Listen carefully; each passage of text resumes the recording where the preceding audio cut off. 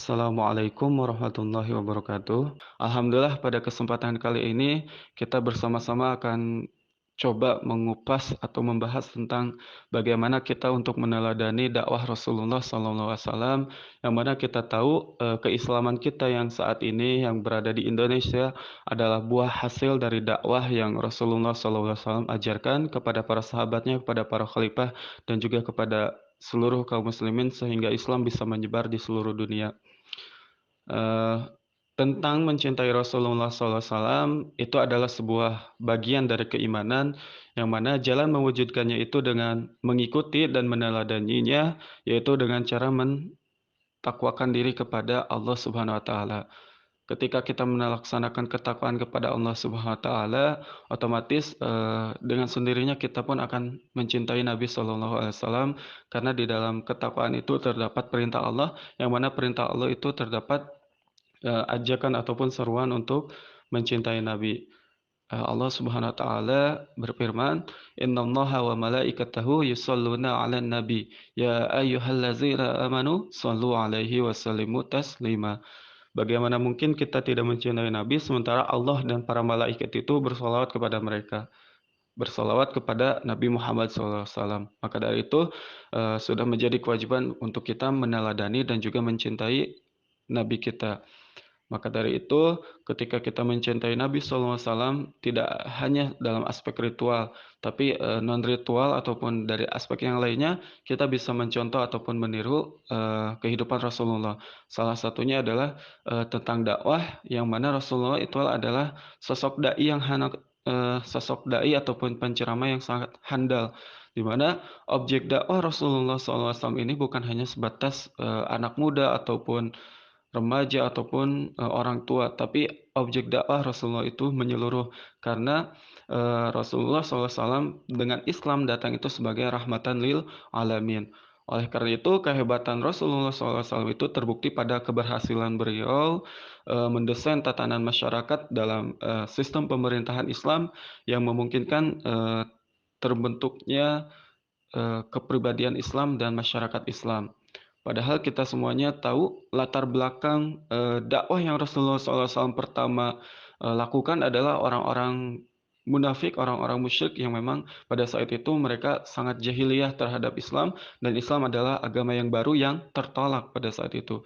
Maka dari itu, ketika Rasul SAW terjun, di dalam dakwahnya, sentuhan dakwah Nabi Muhammad SAW itu, sangat mendalam ketika memang, Rasul dakwah dengan beberapa hal, yaitu dengan, yang pertama, Rasul SAW itu mendakwahkan Islam secara ketulusan. Saat mengajak manusia, lebih tepatnya pada penduduk Mekah pada waktu itu, Nabi Muhammad SAW tidak mengajak untuk kepentingan pribadi, kepentingan suku Nabi Muhammad SAW ataupun kepentingan duniawi. Akan tetapi dakwah Nabi Muhammad SAW itu murni untuk mengajak manusia kepada jalan Allah, bukan kelompok atau bukan kepentingan tertentu. Intinya, menyeru kepada ketauhidan, menyeru kepada keimanan, menyeru kepada akidah yang satu, yaitu, mengesahkan Allah Subhanahu wa taala. Otomatis, sahabat pillah, sahabat jihadu fisabilillah, ketika kita meneladani, kepemimpinan atau meneladani, Rasulullah dalam berdakwah, dalam memimpin umat Islam ini, yang pertama adalah ketulusan. Ketulusan Rasulullah inilah yang, mengundang datangnya pertolongan oleh Allah.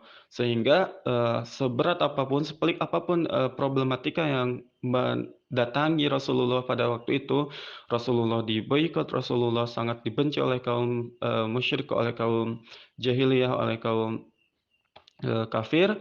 Tapi, ketika ketulusan hati itu datang untuk dakwah, untuk menyerukan, amar ma'ruf nahi mungkar, maka pertolongan Allah itu pun diberikan kepada Rasulullah SAW dengan, masuknya para sahabat, kepada Islam.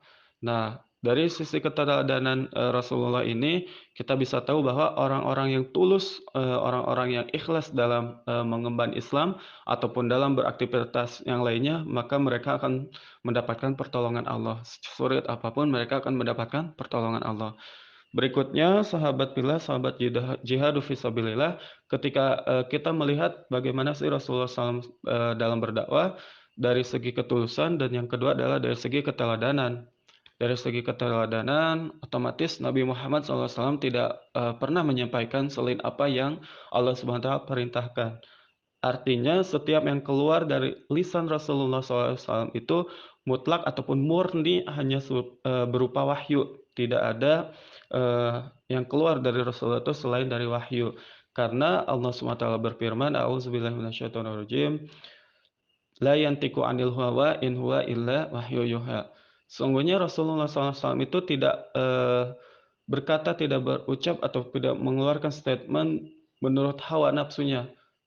Menurut hawa nafsunya, akan tetapi Rasulullah SAW itu berkata, melalui wahyu yang diwahyukan oleh Allah Subhanahu wa taala kepada Rasul sendiri. Nah, ketika Rasulullah SAW, dakwah secara keteladanan, semua yang beliau sampaikan itu tentang agama. Tentang agama Islam adalah tentang wahyu yang Allah turunkan, tentang sekumpulan, peraturan, tentang sekumpulan sistem untuk mengatur urusan manusia. Urusan manusia itu sendiri, urusan manusia dengan Allah, urusan manusia dengan dirinya sendiri, urusan manusia dengan sesamanya. Kita juga tahu bahwa urusan, manusia dengan Allah itu adalah mencakup akidah, akidah dan juga ibadah. Akidah yang kuat itu adalah keimanan bahwa, hanya Allah Subhanahu wa taala lah yang berhak kita sembah. Sementara, tentang ibadah sendiri adalah konsep bagaimana kita, memuja Allah ataupun, beribadah kepada Allah secara benar. Selanjutnya hubungan manusia dengan dirinya sendiri ini mencakup dalam, akhlak, dalam berpakaian, dalam makanan, minuman, dan lain sebagainya. Ini otomatis, Islam sangat mengaturnya.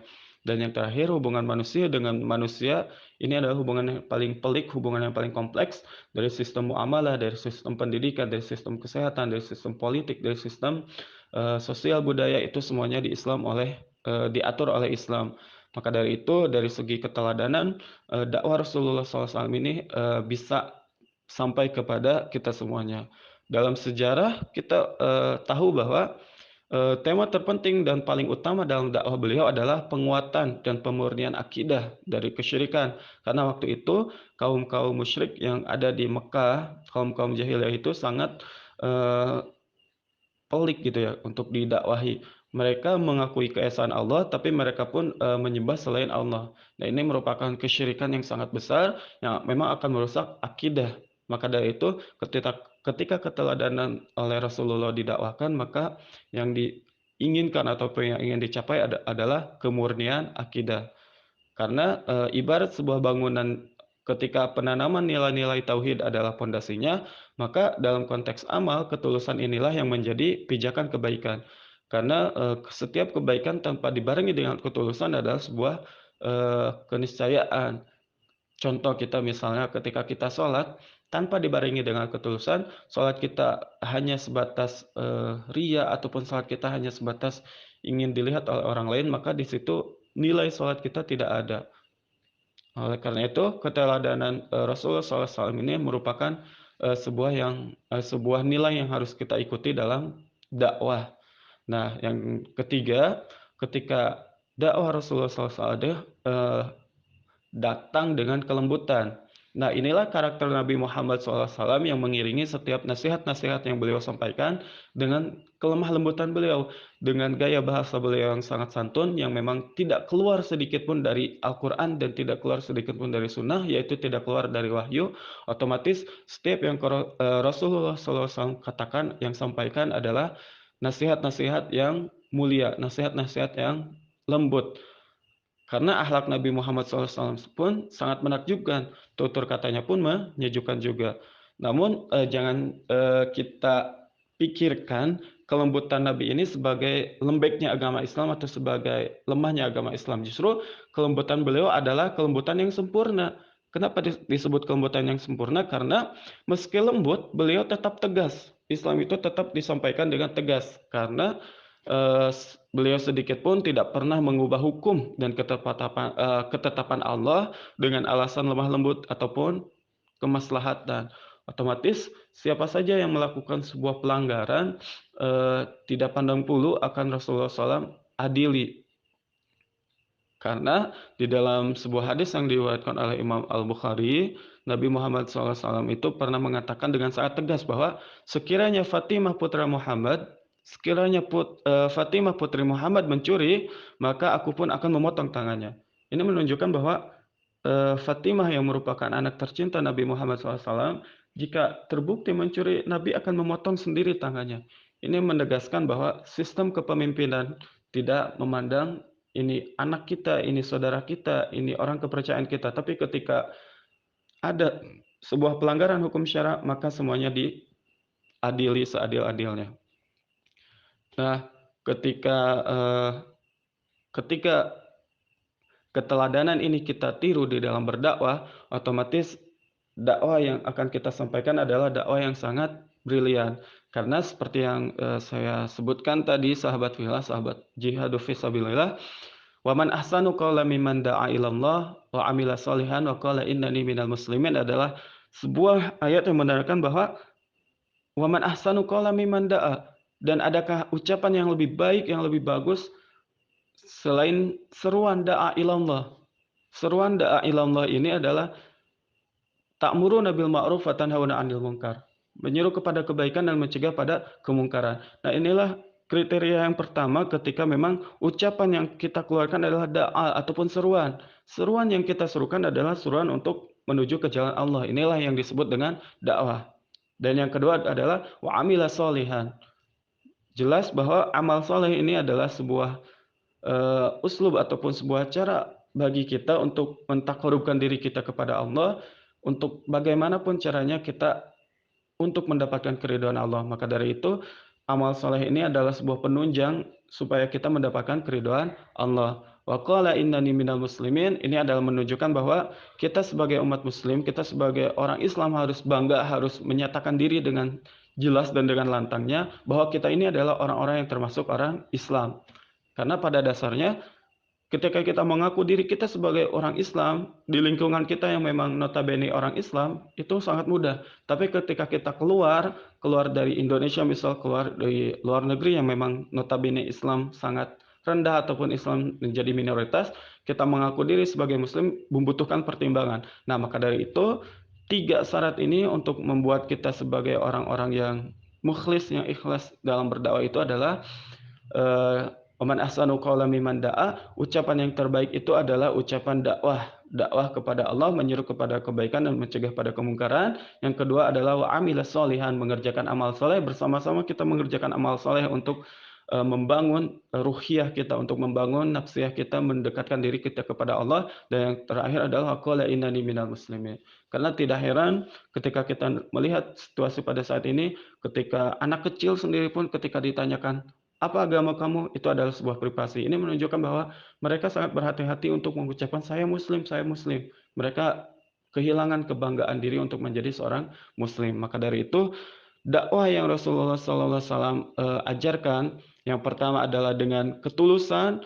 Ini merupakan sebuah hal yang mendasar untuk kita dakwah hanya mengharapkan ridho Allah. Dan yang kedua adalah dengan dakwah dengan keteladanan, yang mana kita sendiri pun selain menyeru kepada kebaikan dan mencegah pada kemungkaran, kita yang terjun langsung mencontohkan kepada masyarakat bahwa kita sendiri pun melaksanakan kebaikan tersebut. Dan yang terakhir atau yang ketiga, dakwah dengan kelembutan, bil hikmah.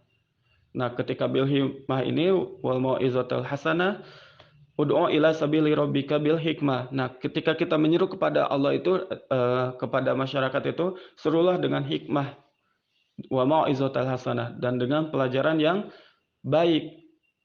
Nah, ketika kita menyeru dengan kebaikan inilah, dengan kelembutan inilah, mudah-mudahan ketika Islam disampaikan, Islam didakwahkan, Islam bisa mengena, Islam bisa sampai kepada orang yang kita dakwahkan.